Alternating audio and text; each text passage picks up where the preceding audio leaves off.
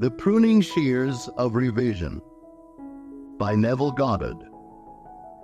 This morning's subject is the pruning shears of revision.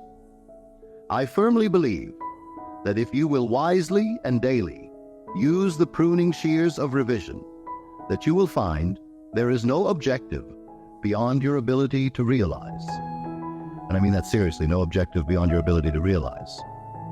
When I was a boy of 7, a lady said to me, "I have had a vision concerning you. I'll make it now very, very clear to you.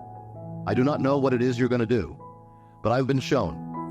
You will do something that through the centuries after you are gone, man will not undo it. I can see it.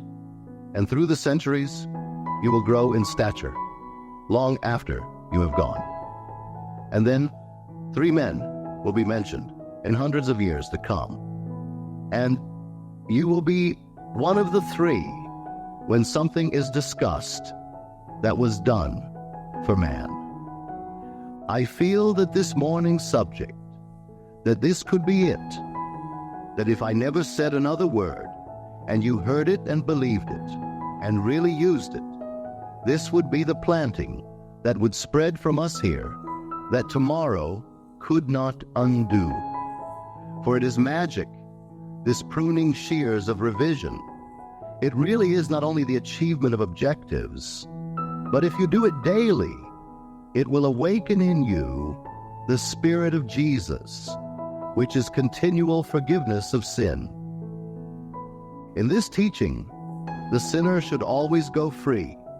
You will never condemn him, for when the Spirit is awake in you, you will realize in him there is no condemnation, only forgiveness.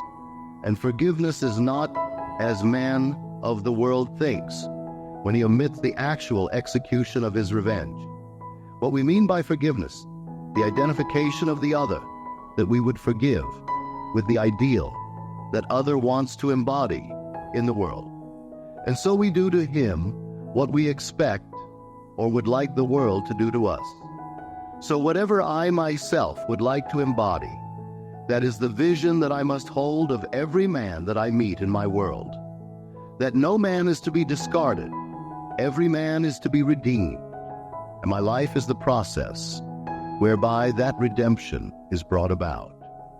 And I do it by simply identifying the other with the ideal I want to externalize in my world. Now, we will go back to the 2nd of Genesis. It is said, "And God placed man in the Garden of Eden to dress it and to keep it." Now, when you read the story, you think it happened thousands of years ago. I have come to tell you it is now. You are now in the Garden of Eden, and you think you are shut out or banished. You are in it, and the garden is your mind, but you need, like every gardener, you need pruning shears. For you have slept, as you are told in that 2nd chapter. Having slept, weeds have appeared in the garden, and the weeds are revealing themselves by the conditions and the circumstances of life. For your garden is always projecting itself on the screen, a space. And you can see by looking carefully at your world what you allow to grow in the garden of God. But you have a mission, you have a purpose. It is not to amass a fortune. You can do it if you want to. It's not to be famous.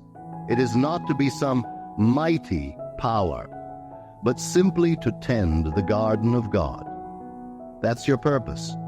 You are placed in the garden to dress it and to keep it, that only the lovely things grow in the garden of God. Now every man in the world is rooted in you who look out and see that world.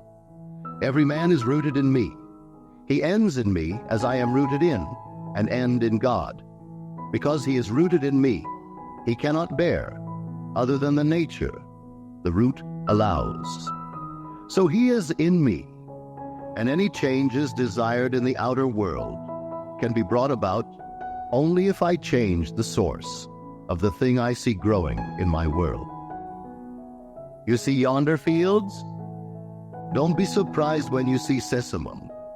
The sesamum was sesamum, the corn was corn. The silence and the darkness knew. So is a man's fate born. So don't judge it, because you're the source of the thing that you're beholding. Now turn within and prune it by using these pruning shears of revision. Now this is how we do it. At the end of my day, I review the day. I don't judge it, I simply review it.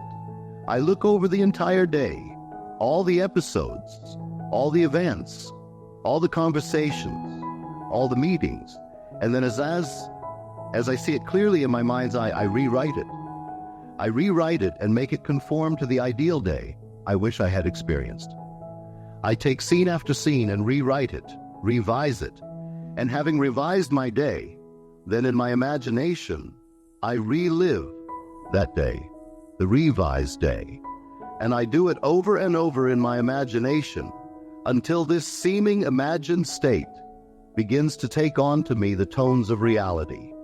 It seems that it's real, that I actually did experience it, and I have found from experience that these revised days, if really lived, will change my tomorrows. When I meet people tomorrow that today disappointed me, they will not tomorrow. For in me I have changed the very nature of that being, and having changed him, he bears witness tomorrow of the change that took place within me. It is my duty to take this garden and really make it a garden by daily using the pruning shears of revision. I know from experience it will not only bring about these objectives and bring about these changes, but the glorious thing is, it awakens in you who use it the Spirit of Jesus, and you find yourself then not justifying but forgiving, and you will realize that freedom and forgiveness are indissolubly linked. You cannot be free and not forgive, for the one that you would bind and judge and condemn anchors you by your own judgment of him, for he is in you. And so by identifying him with the ideal, you want to really realize you free yourself. You're told, forgive and you shall be forgiven. Forgive not, and then you shall not be forgiven. It's automatic. It can't be otherwise, for the whole springs from you who behold it. And as you begin to practice it, the very Spirit arouses itself within you. And you know that you are he that others spoke about and thought lived 2,000 years ago. So when you realize it through actual knowledge. You know it. No argument. You don't tell others. You know that you are he. And then you will read the words in the 9th of Hebrews. He appeared to put away sin by the sacrifice of himself. And you will know you are the one that put away sin by the sacrifice of self. And by the sacrifice of self, it's not being a brave one who throws himself in the line of fire to protect a brother. It doesn't mean one who gives his body to be burned, one who is nailed on a cross. But the self of man is the sum total of all that that man believes and consents to as true. So that's the self that is sacrificed. I heard of this lady, and she would make some man a wonderful wife, and yet she is unwed. She desires to be the companion of a great noble person, but she is unwed. I heard that. That becomes a part of myself. That's my knowledge. I must sacrifice that self, that aspect of my being be as happy as I am, and those in my world are. For that's the self I must sacrifice and put away sin. For sin to the mystic means missing the mark. It doesn't mean the violation of certain codes, unless, of course, you have a mark and the violation fell short. But sin to the mystic is simply having an aim in life and failing to realize it. So when you miss the mark, you have sinned. So he appeared to put away sin by the sacrifice of himself, and knowing that himself is only all that he consents to, all that he accepts, all that he believes to be true, then what am I believing concerning that one? He's unemployed, and he can't find a job. I'm believing it. Now put away that sin where he is missing his mark, and then by the putting away of the sin, I do it only by the sacrifice of myself, and myself is that belief. So now I revise. I can't say, well, I will no longer believe he is unemployed. I believe he's employed. I do it by using the pruning shears of revision. I bring him before my mind's eye, and I congratulate him on his good fortune, because he is now gainfully employed. I allow him to accept my congratulations, because I do not see a man unemployed. I see him employed, and he knows he is in my mind's eye, for in that state I have pruned him from the unemployed state, and once more reshaped the branch that grows in the garden of God. Tomorrow people will see him as they could not have seen him before the pruning that took place within me, and he will be gainfully employed. That one is unwell. You prune that branch. You don't accept one thing in the world as final unless it conforms to the ideal you want to realize in the world. But you do it daily. If you do not prune it daily, you will get out of the habit. Then weeds will grow. Every man who really is a gardener who calls himself a gardener in the garden of God. For every day is the opportunity to really prune the tree, this wonderful tree. And so everyone that you meet is a branch rooted in the vine that you are. And you are that special tree in the garden of God, a tree bearing life, a tree bearing fruit for the food of the nations. You are that one. If you take me seriously today, tonight do not let the sun descend upon any vexation of the day. Just look at it. Don't deny it. Don't duck it. Look at it that you may prune it and then reshape it. Take the conversations with your friends today. Were they pleasant? Were they arguments? No matter what it is, were they negative? Then rewrite the script and just imagine the conversation to have taken place that now you are rewriting for the first time.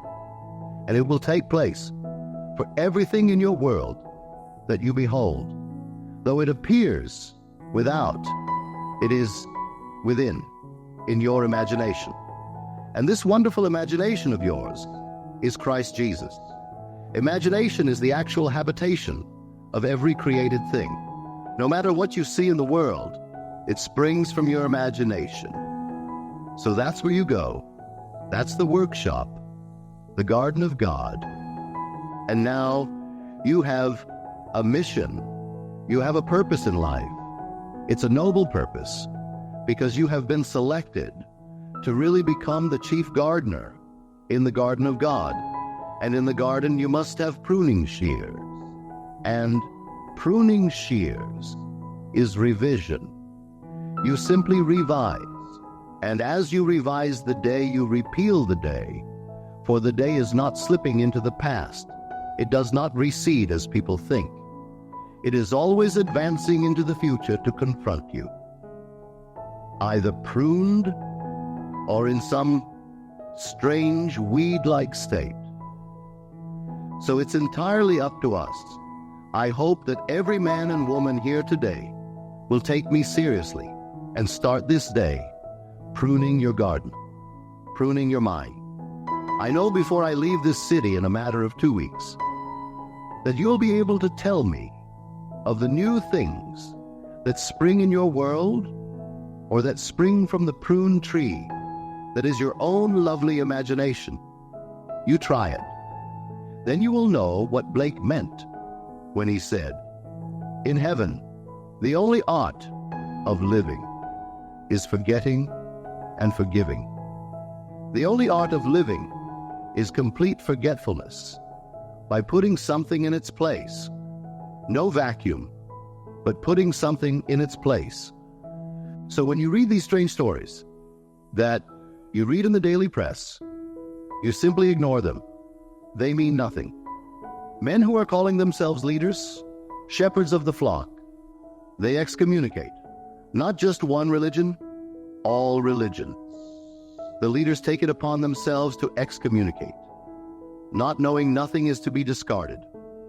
Not a thing in the world can you discard, for it is forever, but it can be pruned and made to conform to the ideal image. The man who will not revise his day either does not know it, or he has lost the vision of that life into the likeness of which it is the true labor of the Spirit of Jesus that transformed this life. So you don't discard them. In the current issue of Time magazine, there is that noble soul who is known to us as Spinoza, Baruch de Spinoza, who has given so much to the world of philosophy. So much everyone has been enriched because he walked the earth.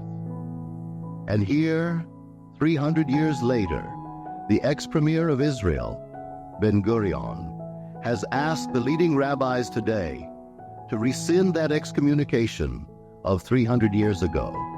And they tell this noble soul today that they cannot rescind the works of their forefathers, that the curse remains forever. And you should read that silly, silly curse as it's printed in the current issue of Time magazine. They call upon all the angels to curse him, as though angels would curse. They call upon everything to blast him. You could not walk within 4 cubits of the man's shadow. No one should talk to him. No one should show him kindness. No one should write him, and never read anything he ever has to say.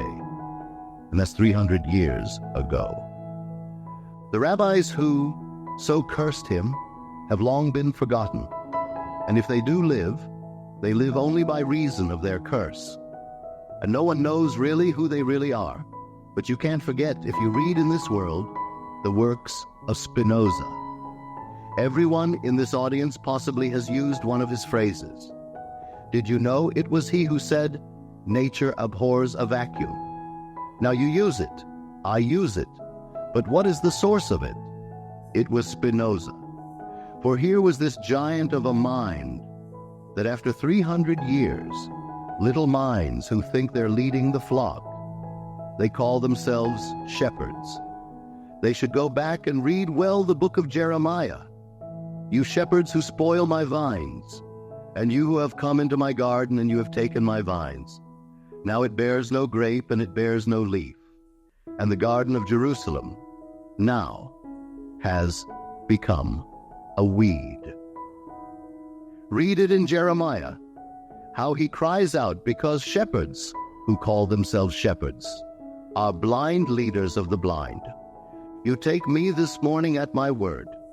You owe me nothing. It costs you not a thing to come here this morning. You come, you give me your time, and I give you my time. But you go out and try it, and start this day pruning that wonderful imagination of yours. Do you know someone that is evil? Stop knowing it by bringing him before your mind's eye, and carry on with him the most wonderful conversation in the world, with a tender spirit, a loving spirit, and believe in the reality of this communion. Because if you really do it, you are entering the kingdom of heaven. For you enter heaven by a loving, knowing communion with a friend. So make him a friend if he is a lovely one. No matter what he is, you can prune him. And then as you prune him, you are doing the work which you were sent to do for man. And you are that man. You are placed this day in the Garden of Eden to dress it and to keep it. Don't let it continue growing weeds in your world. You're absolutely responsible for every being you meet in this world. That's your responsibility. Just like the teacher we told you of, who took this little child that was just about to be expelled. No, The child is not expelled because she heard what you are hearing this morning. So she brought before her mind's eye the child that the principal, the psychiatrists, and all the faculty had agreed unanimously to expel her on her L6th birthday, for she was rude, she was crude, she was unethical. And she went home on a Sunday night and brought that child before her mind's eye and communed with her and saw in her a tender child, a considerate child, a loving child. The next day, Monday, in class, she expressed all the kindness of that revision of the night before. And 10 days later, when it was seen and witnessed by all the faculty and the psychiatrists, another meeting was called and they repealed their verdict of 10 days before, and the child is not expelled. She still sits in the George Washington High School in New York City, which is considered an excellent school. And so there she is, with no black marks against her because one teacher sat in the audience, as you are here. And she believed what I hope everyone here will believe, and she redeemed a branch of her own tree. She didn't realize the child was herself. She saw up to that very moment all the children that she taught in pure objectivity. Blind man sees the world objective to himself, something detached from himself. When man begins to awake, he sees everything subjectively related. Everything he meets is part of himself. And what he does not now understand, still, he knows that it is related by affinity to some, as yet unrealized force in his own being. So he doesn't discard it. He knows his life is the process by which he will redeem it. And he redeems it by using the pruning shears of revision. So I feel that if after these 50 years of walking this earth, that this is what that lady saw when I was but 7, I could really close the eye on 3 dimensions at any moment, knowing you will not disprove it. You may never use them, but you will never disprove this art of revision. And any man who will try it will prove it to his own satisfaction that he can rise beyond the wildest dream of men. And rising, he awakens the spirit of forgiveness. He will rise in the early stages, in the successful venture. He will increase his income. He will do all these things. But he will realize after a little while that wasn't the purpose. They were only toys to tickle him, toys to amuse him until he awoke within himself the Spirit of Jesus. Then he sees an entirely different mission, not the amassing of wealth, but the redeeming of society, the redeeming of every man in the world. He comes to do his Father's will. And we are told in the 6th chapter of John, "This is my Father's will, that of all that he has given me, I should lose nothing, but I should raise it up again." Lose nothing? No, you don't excommunicate, you don't rub out, you simply raise it up again. And as you raise it up, you raise yourself up, and the journey is forever. You are moving up an infinite vertical line in your own wonderful imagination, and you only move up by lifting others up. Blind men think they can save themselves, and because they think they can save themselves and discard the rest. The blind man also said this hundreds of years ago. He saved as he saved others. Himself he cannot save. I say to you that it's a false statement. It was put into the mouth of the Pharisee, put into the mouth of the Sanhedrin, the leaders who thought they were leaders. But I will tell you, a man saves himself by, and only by, the saving of his fellow man. There is no other way of saving self other than by saving the real self. And every man is rooted in you who observes men. And so don't discard, raise them up, prune the tree, and become the real gardener in the garden of God. Take anything. You have a child today. We took all the requests this morning. There were dozens and dozens of requests this morning. Every one must be answered. None must be discarded. Don't say one is impossible. There's nothing impossible to your imagination, and your imagination is Christ Jesus. With him, all things are possible. Use him, stir him, wake him from his sleep. He has been sleeping through the centuries. Because he has slept, he has dreamed into being all these strange, misshaped states. For the world only bears witness of the use or misuse of imagination. As we are told, he is the only thing in the world. What he is the only thing in the world? Your imagination. For it is the habitation of every created thing, and by it all things are made, and without it is nothing made that is made. So use it wisely, use it lovingly.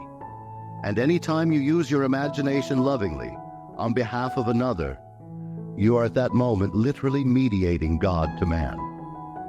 Imagination is the redemptive power of the world, and you are actually mediating God to man by using it in a loving, wonderful way. This is the Coin of Heaven channel.